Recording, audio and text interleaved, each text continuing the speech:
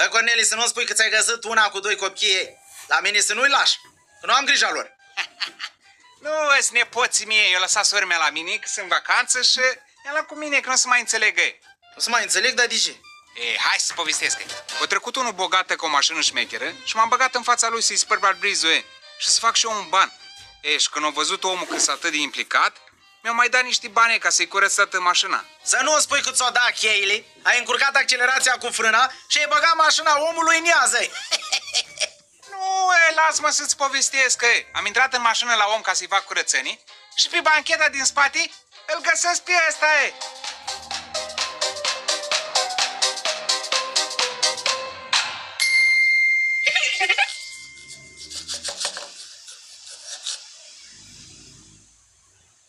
Păi să nu spui, Cornele, că ai furat jucăria omului.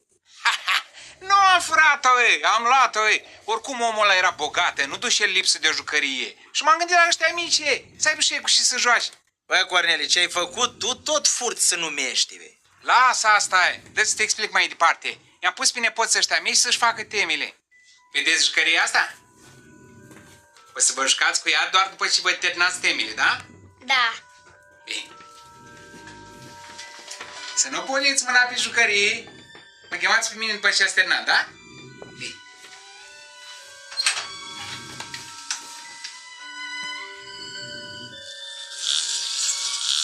Bună, copii! Vă pot ajuta eu să vă faceți temele.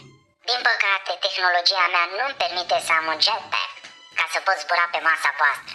Mă ajutați voi?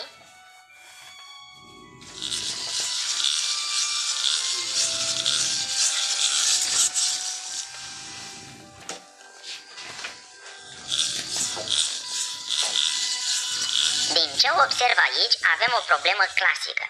Ana are 6 mere. Dă 2 mere Mariei. Câte mere are Ana? Aceasta este o problemă cu scădere, iar formula ei arată așa. 6 minus 2. Cât face? 3. Se pare că mai avem de lucrat aici.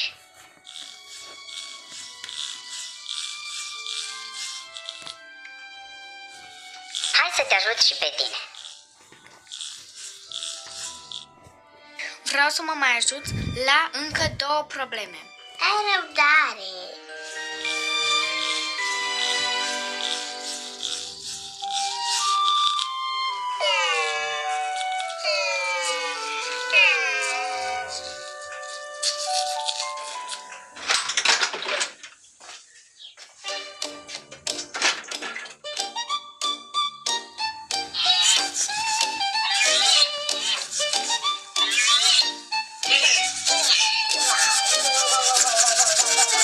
Vrei să-mi spui că porcăria asta le-a rezolvat lor temele?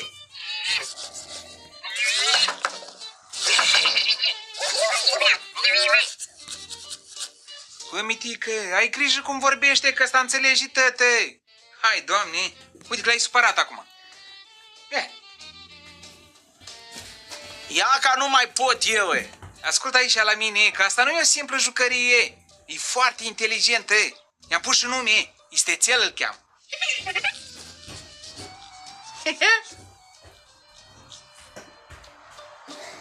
Bă, îți spun și cum mi-am dat seama că e așa de inteligentă. Pe lângă faptul că le-au rezolvat temele la nepoți, unii crezi că l-am găsit? Unde? Împoiată! Au început să le cânte la găini. Bine, fetelor, sunt aici pentru voi. Să ridice aripa sus cine se simte plinuță.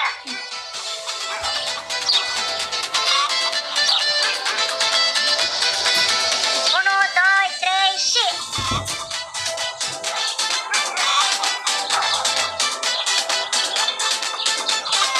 Hop, hop! Haideți, fetelor, cine dansează cu mine o să arăte bine! Oh, yeah, yeah! Hop, hop! Ești, le-au cântat atât de bine, încât au început găinile să o aud din și în și mai multe. Pe lângă faptul că e inteligent, e și vicleană. Nepoților, puneți-vă o leacă mâna la urechi. Fii atent aici la mine, mitic. O venit fata lui Doru la mine acasă. Și, ca să facem o scenă romantică acolo, M-am pus cu ea și deodată s-au început să vorbească și să toarne tătă, că am nevastă, că am amată, că mai umblu cu 2-3 și șina mea romantică mitic s-o încheia cu o palmă de la fata și e. Hai, Doamne! Ui, dar de unde știe el toate detaliile astea? Nu știu, cred că ăsta e din viitor, e.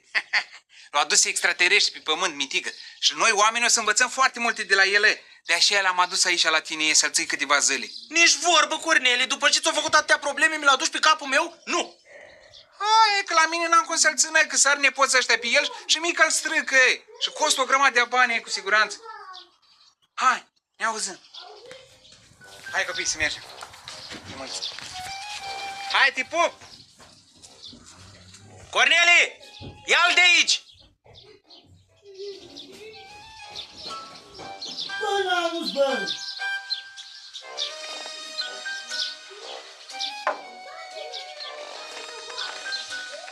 Ia mai ca vacă.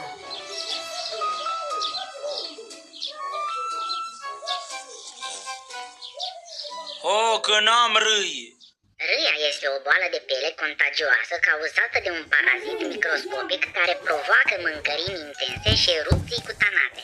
De obicei, râia este întâlnită la persoane care poartă numele Mitică. Da? Când te-ai luat odată și te-ai izghit de un copac?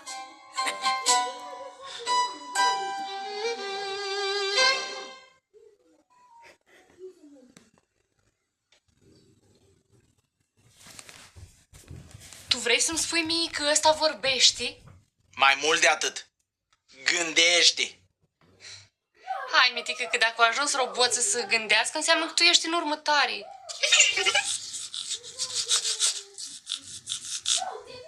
Vezi? Știi ce ai spus. Ăsta-i dracu pe pământ. Mie mi se pare tare simpatic.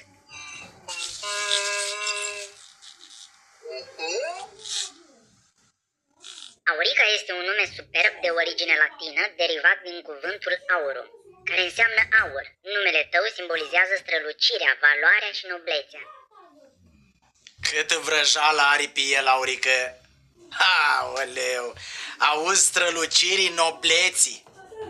Ha, știi ceva? Hai că tu ai treabă și eu mă duc să dorm.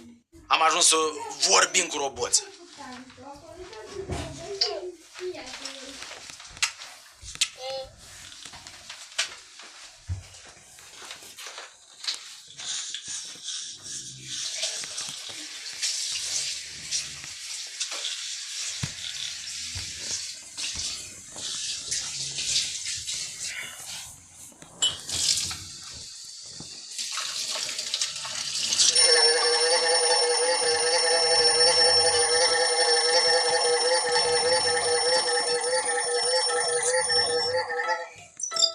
Trezirea că e ziua afară, treci la muncă, noaptea se doarme.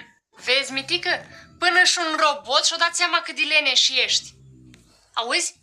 Ia spune-mi tu mie cine este leneșul satului.